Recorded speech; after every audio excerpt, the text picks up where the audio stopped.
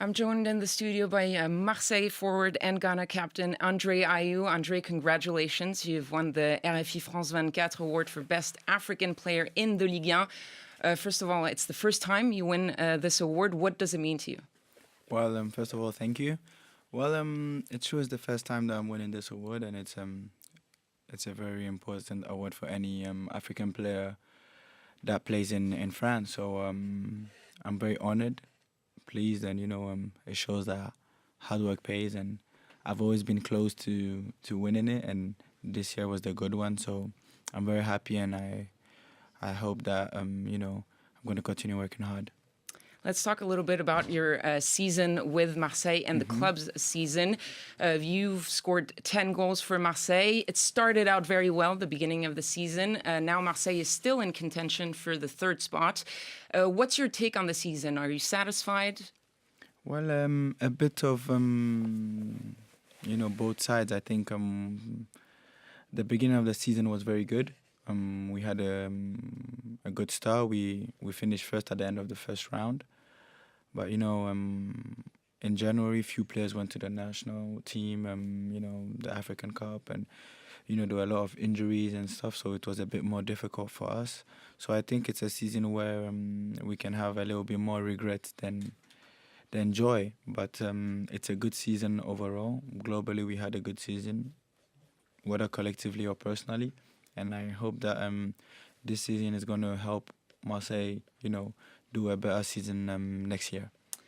You've announced that you wouldn't be continuing with Marseille. There's been a lot of talk about where you could be going, a lot of talk about the Premier League, about Roma.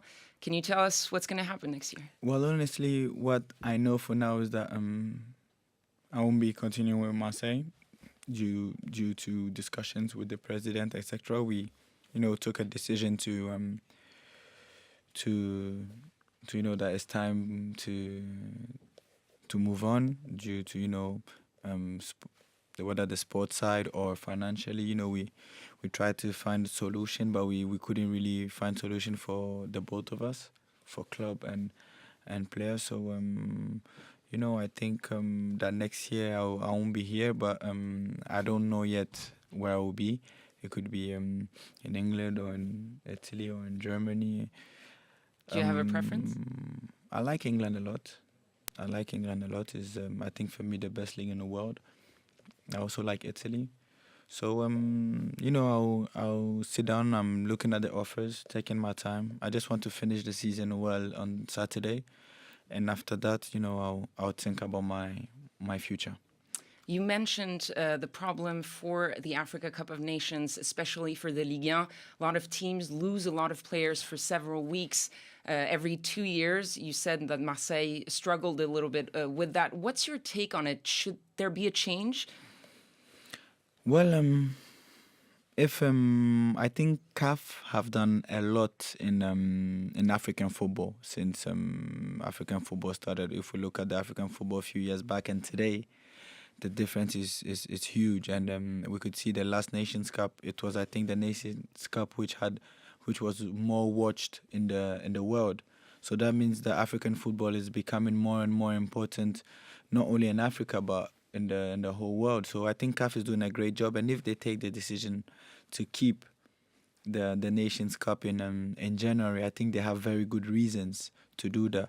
Even though it's not the best for the players, because I think it's difficult for players maybe to get set in clubs or to leave their clubs. You come back, maybe you lose your place, and then there's so many things that can go against. But I'm sure that if CAF have kept, because I think a lot of people made requests, and if CAF have stick to the decision, I think they have good reasons. And like I said, with what CAF have done, I'm very proud of what they have done for African football, and I hope they continue what they're doing, because African football is becoming much, much, much bigger, and is a lot due to CAF.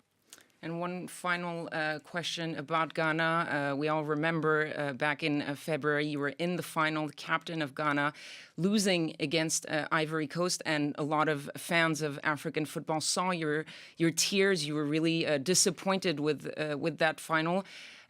Was it hard to move on, and what do you see in the future for Ghana? Well, yes, honestly, personally, I haven't yet forgotten about this final. It hasn't yet left my mind, but it's part of growing up. It's part of the football life. It's my second final that I lose, but I think one day, if I keep on fighting and working hard, I'll one day get the trophy for my country and for all the people that love the Ghana Black Stars. And yeah, I think Ghana will become a better team in the future because we have a very young squad, and I think we have a coach who can help us become, a better team. And I personally and most of the players, I've learned a lot from losing two finals and two semi-finals. So I think we have a lot more experience now, and we are young, so the future is in front of us. But we need to try and forget about this final because not just me, but a lot of Ghanaian players, this final is still in our mind, and we would have give everything to win this cup. But that's what happened, and God knows why it happened that way. So we're going to prepare, and we'll see what will happen in Gabon.